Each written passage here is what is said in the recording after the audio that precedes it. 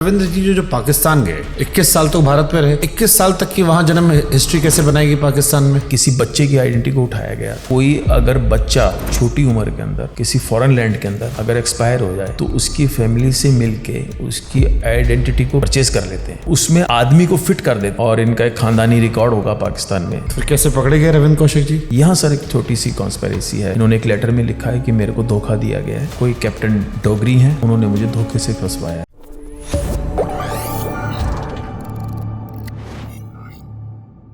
But Ravindra जी जो पाकिस्तान गए 21 साल तो भारत में रहे।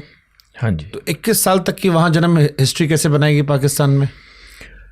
सर एक फॉल्स जो आइडेंटिटी को कैरी किया ना उन्होंने, वो भी पाकिस्तान में कोई एक किसी बच्चे की आइडेंटिटी को उठाया गया था। ये तरीका सर, ये इनका काम करने का तरीका, इसको बोलते हैं, जैसे रशिया में तो इसको इलीगल्स बोलते हैं। ये क्या करते हैं सर कि ये तरीका है कि कोई अगर बच्चा छोटी उम्र के अंदर किसी फॉरेन लैंड के अंदर अगर एक्सपायर हो जाए तो उसकी फैमिली से मिलके उसकी आइडेंटिटी को परचेज कर लेते हैं या कोई सेटलमेंट कर लेते हैं उसके साथ। फिर वो आइडेंटिटी को अपने पास रखते हैं, उसमें आदमी को फिट कर देते हैं इन फ्यूचर कि भाई ये तेरा नाम है, तू यहाँ का रहने वाला है, तेरे अब्बा का नाम ये है, तेरी अम्मा का नाम ये है, तेरा ये बैकग्राउंड है, तुझे जाके यहाँ फिट होना है। उस राशन कार्ड के अंदर एक फॉल्स नाम उनका पहले से चलता रहता है, बस खाली आदमी फिट करना होता है जाके।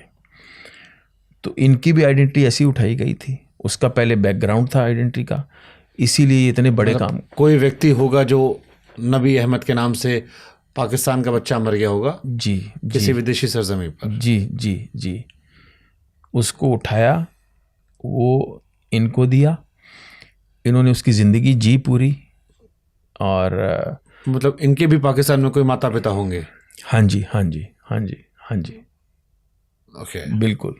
कोई घर होगा जो पुश्तैनी घर होगा, घर होगा, पुश्तैनी घर होगा, और इनका एक ख़ानदानी रिकॉर्ड होगा पाकिस्तान में।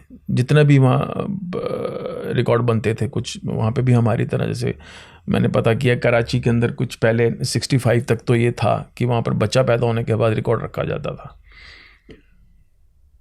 इसीलिए इनके अरेस्ट होने के बाद सर 2 साल का जो टाइम रहा है इंटेरोगेशन का, बहुत लंबा पीरियड है। अमूमन जासूसों को इतनी लंबी टॉर्चर से क्यों गुजारेंगे? पहले तो इनकी जो रियलिटी थी वो क्रैक नहीं हुई बहुत टाइम तक। इन्होंने तो बताया नहीं, एकेडमिक रिकॉर्ड था इनका, पता कैसे करोगे आप? कैसे पता लगेगा?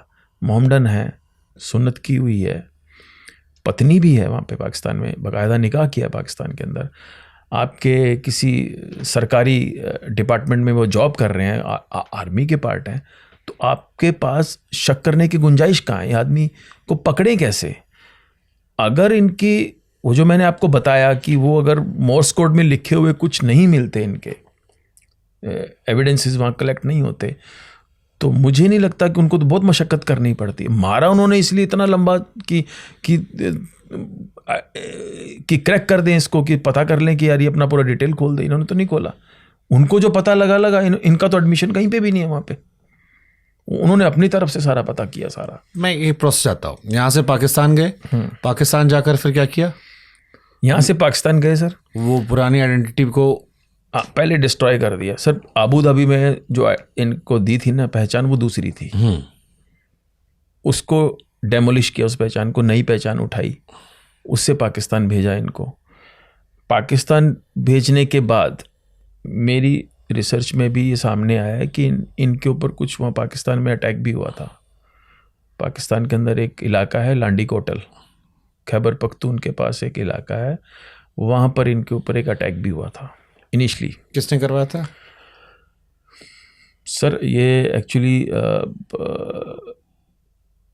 रॉ के कुछ एसेट्स वहाँ उधर भी होते हैं हमारे लिए, जो लोग काम करते हैं, और मॉल उनको कहते हैं जो उनका आदमी हो पर हमारे लिए काम करने लग जाए। तो ऐसे कुछ हमारे वहाँ नेटवर्क स्टैब्लिश थे। तो जो अबू धाबी में ये जो करके आए थे, उसका इम्पैक्ट पाकिस्तान में पड़ा था थोड़ा बुरा। तो इनकी जान के भी पीछे थे पाकिस्तान में घुसते ही। तो इनके ऊपर एक बड़ा अटैक भी हुआ पाकिस्तान में। उसके बाद इनको एकदम से वहाँ से जैसे वाइप आउट कर देते हैं किसी को, वहाँ से कर दिया। फिर ये कराची वाला जो ये टेल है ये शुरू होता है, ये 73 के आसपास। पहले खैबर पख्तूनख्वा के पास गए थे।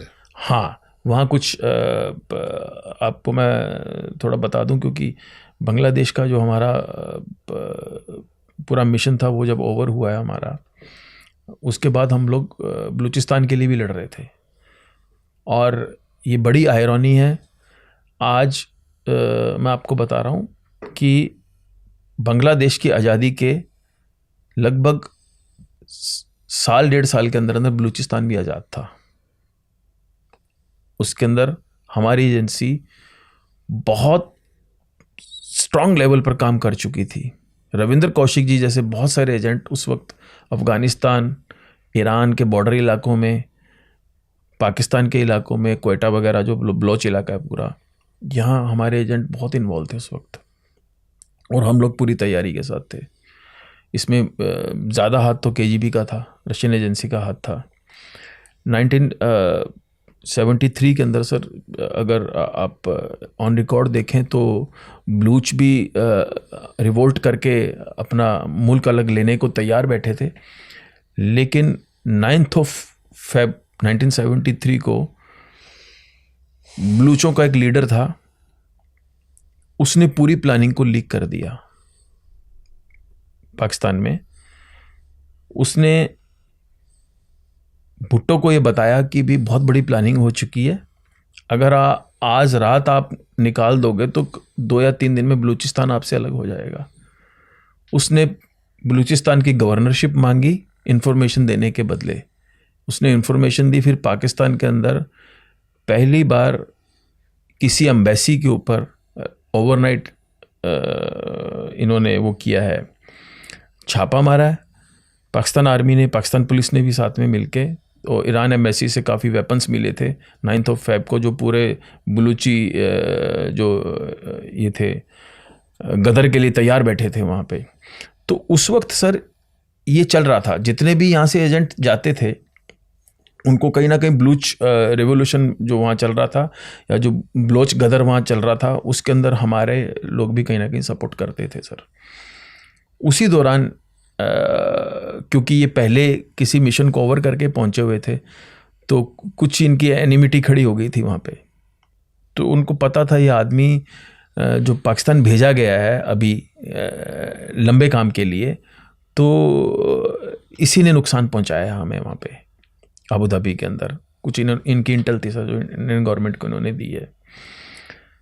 तो उन्होंने करवाया जब इनके काफ़ी, और वो चोट सर इनके मतलब लगभग बहुत सालों तक एक खत में इनका जिक्र है कि अभी भी मुझे वो उस वक्त की मार याद आती है ठंड के दिनों में। मतलब इनके पाँव और कंधे दुखते थे कई बार, वो इतना बुरी तरह से ब्रूटली। अबू धाबी वाली नहीं सर, वो जो लांडी कोटल में मैं जो बता रहा हूँ, पाकिस्तान बलूचिस्तान वाली, खैबर पख्तूनख्वा। हाँ, उसके बाद फिर इनको एकदम से इनका ट्रैक चेंज किया और ये कराची आए। कराची आके इन्होंने अपना जो एकेडमिक रिकॉर्ड था वो क्रिएट करके, और ये पाकिस्तान वो कराची यूनिवर्सिटी में लॉ करने। तो इनके माँ बाप कहाँ गए, वो रिश्तेदार कहाँ गए जिनके जरिए आए थे? जो पाकिस्तान के अंदर से जो इनको बताया गया था, उनमें इनका अम्मा तो थी नहीं शुरू से, एक अब्बा थे। और अब्बा भी इनके जाने के 76 के आसपास, जब भी इनका निकाह वगैरह होता, उससे पहले अब्बा का भी इंतकाल वहाँ हो गया था। एक चाचा था, वो कहीं बाहर काम करता था, मोरक्को वगैरह कोई ऐसी जगह पे काम कर रहा था। और बाकी ख़ानदान का कोई ज़्यादा लंबा चौड़ा रिकॉर्ड था नहीं। तो इसी को लेके इन्होंने, और एक एकेडमिक रिकॉर्ड बना रखा था सियालकोट का, कॉलेज से पहले का, और यूनिवर्सिटी में इन्होंने एडमिशन लिया पे। मतलब इनका स्कूल का रिकॉर्ड भी वहाँ था 12 तक का? हाँ जी, वो इन्होंने बना रखा था पूरा। और उसके बाद इन्होंने जब यूनिवर्सिटी में एडमिशन लिया कराची यूनिवर्सिटी के अंदर, और सर आप देखोगे तो मैं अब तो शायद उन्होंने बैन कर दिया, मैंने कई बार कोशिश, यूनिवर्सिटी की वेबसाइट पे इनका नाम था, उसमें अपने जो होता है, जो अल्मा मेटर होते हैं ना उनके, उसमें अकेला नाम ये था हिंदू। काफ़ी साल तक रहा यूनिवर्सिटी की वेबसाइट पे। हिंदू नाम क्यों? वहाँ तो नबी अहमद डार के नाम से। नहीं, रविंद्र कौशिक ही लिख रखा उन्होंने वेबसाइट पे। अब तो रिवील हो गया था ना बाद में। कराची यूनिवर्सिटी में? यस, वेबसाइट पे था। क्या पढ़ाई की इन्होंने कराची यूनिवर्सिटी से? लॉ किया था सर। कितने साल? ये लगभग 3 साल का कोर्स है वहाँ पे। ओके, फिर वहाँ से निकल के इन्होंने आर्मी, वो फाइनल ईयर के अंदर इन्होंने आर्मी का एग्ज़ाम दिया था। वो आर्मी एग्ज़ाम देने के साथ साथ ही इन्होंने लॉ कंप्लीट की थी। फिर कैसे पकड़े गए रविंद्र कौशिक जी? सर पकड़े 83 में यहाँ से एक